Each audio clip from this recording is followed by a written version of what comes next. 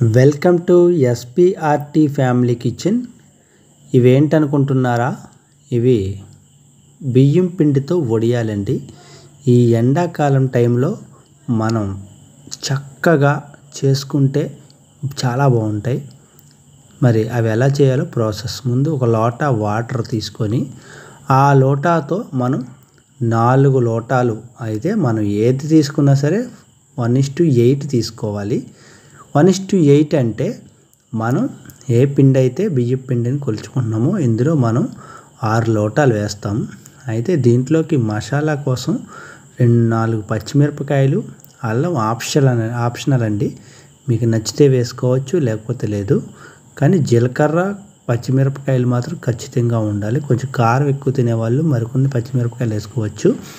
వీటన్నిటిని గ్రైండ్ చేసి ఇలా కచ్చపచ్చగా తయారు చేసి పెట్టుకొని మనం ముందుగా 6 గ్లాసులు వాటర్ వేసుకున్నాం కదా, ఆ వాటర్ మరుగుతున్నప్పుడు దాంట్లో మనం చేసి పెట్టుకున్న ఈ మసాలా పచ్చిమిరపకాయ, అల్లం మసాలాని అందులో వేసి వేడి వాటర్లో మనం 2 గిన్నెలతో పెట్టుకున్నాము. 2 గిన్నెల్లో కూడా అలా వేసుకొని బాగా కలపండి.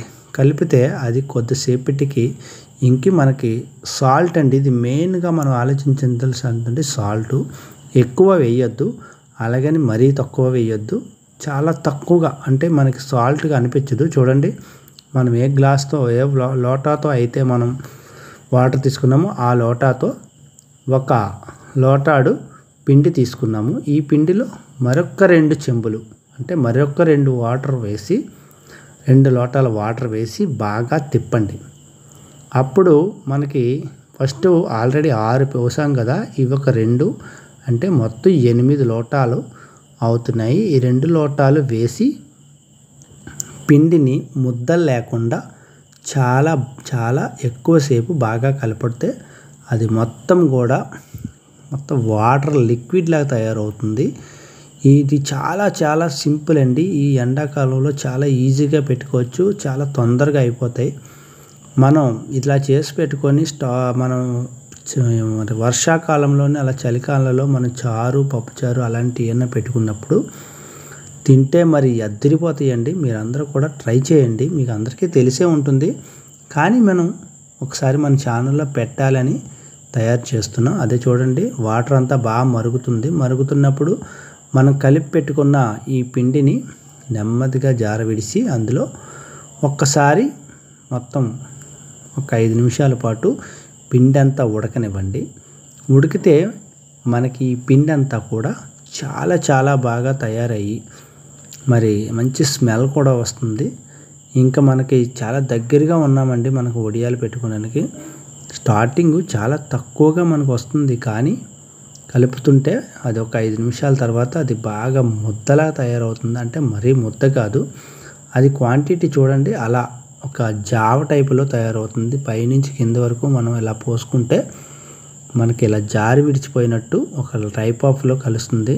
అలాగే రెండవ పాత్రని కూడా అలాగే కలుపుకొని మొత్తం రెండింటిని సరే ఒకేసారి సిద్ధం చేసుకొని రెడీగా పెట్టుకొని ఈలోపు మనకి ఏదైతే క్లాత్ని మనం క్లాత్లో వేయాలనుకుంటున్నామో ఆ క్లాత్ని మనం మేడ మీద కానీ మంచం మీద కానీ ఇంకా ఎక్కడైనా సరే గాలికి ఎగిరిపోకుండా 4 వైపులా బరువు పెట్టి రెడీ చేసి పెట్టుకోండి.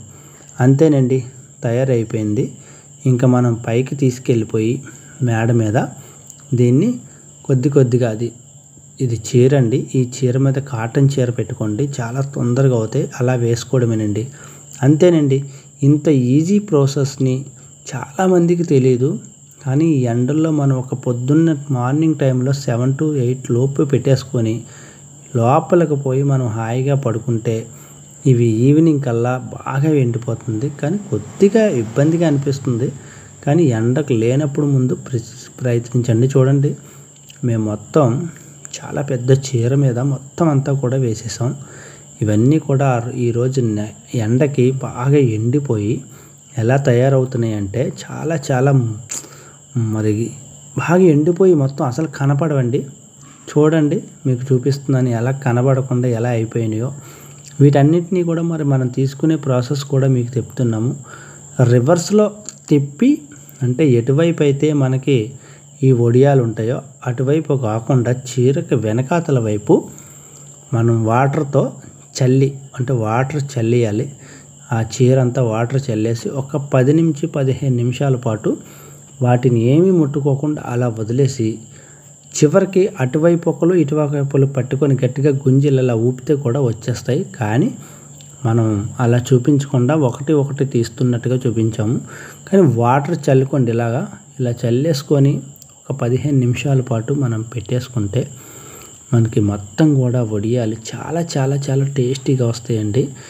ఇంకా మీరు ఎప్పుడైనా సరే తినాలనుకున్నప్పుడు ఒక 4 వడియాలు వేసేసుకొని అన్నంలో వేసేసుకొని తినేస్తే ఇంకా ఎంత అన్నం అయినా సరే తినేయాలనిపిస్తుంది. మరి స్నాక్స్ కోసం పిల్లలకైతే చాలా బాగా ఉపయోగపడతాయి ఈ వడియాలు. ఇది చాలామందికి తెలిసే ఉంటుంది. చూడండి ఎలా పైకి లేసిపోతున్నాయో. వీటిని అలా పట్టుకొని లాగేస్తే చాలండి, మనకి వడియాలన్నీ వచ్చేస్తాయి.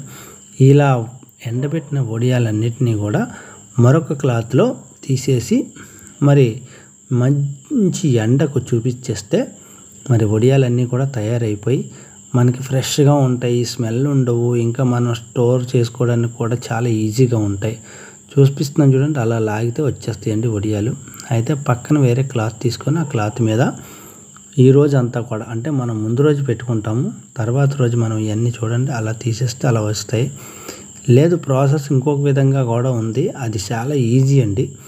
ఇలా రెండు అటువైపు ఒకలో ఇటువైపు ఒకలో పట్టుకొని ఇలా గుంజితే కూడా మొత్తం వడియాలన్నీ బయటకు వచ్చి చాలా తొందరగా ఒకటి తీసే పద్ధతి కాకుండా చాలా తొందరగా అయిపోతాయి. ఇది అలాగే మన ఛానల్ని చూస్తున్న వాళ్ళు ఎవరైనా మొట్టమొదటిసారిగా చూస్తున్న వాళ్ళైతే మన ఛానల్ని కొద్దిగా సబ్స్క్రైబ్ చేసుకోండి, అలాగే లైక్ చేయండి. ఇంకా మన ఛానల్లో వీడియోలు ఏమైనా నచ్చినట్లయితే మీ ఫ్రెండ్స్ అండ్ ఫ్యామిలీకి మరి సజెస్ట్ చేయండి చూడమని. చాలా చాలా బాగుంటాయి. అందరికీ కూడా మరొక్కసారి ఈ ఎండాకాలంలో ఇలాంటి వడియాలు చేసుకొని ఎలా వచ్చినాయి అంటే మేము చెప్పిన కొలతతో ఎలా వచ్చినాయో తెలియజేసి మాకు కూడా ఒక కామెంట్ రూపంలో తెలియజేస్తారని కోరుకుంటూ మరి ఈ ఎండాకాలంలో ఇంకా వడియాలు అలాగే అప్పడాలు ఇంకా వేరే ఈ వీడియోస్ కూడా మీకు అందించి మరి మేము ఇలాంటి మీ యొక్క ఆదరాభిమానాలతో మేము ఉండాలని అనుకుంటూ మీకు చూపించబోతున్నాం. చాలా చాలా బాగుంటాయి. మీరు కూడా ట్రై చేయండి మీ ఇంట్లో, అస్సలు మిస్ అవ్వరు, చాలా బాగుంటాయి. అంతేనండి, చూడండి తర్వాత రోజు మొత్తం ఎండిపోయి ఇవన్నిటినీ కూడా ఒక ప్లాస్టిక్ బాక్స్లో కానీ స్టీల్ క్యాన్లో కానీ వేసుకొని మంచి వర్షాల టైంలో వేపుకొని తింటే అద్దిరిపోతుంది.